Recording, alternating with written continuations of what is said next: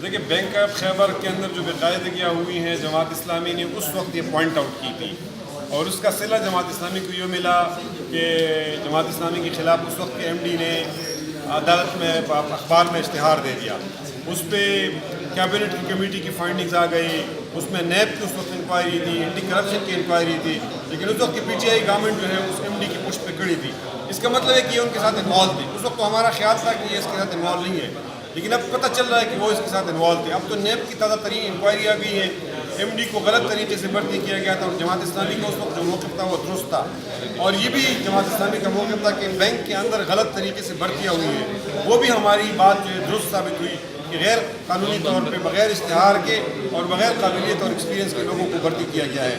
اب ہم مطالبہ کرتے ہیں کہ نیب کی جو فائنڈنگز ہے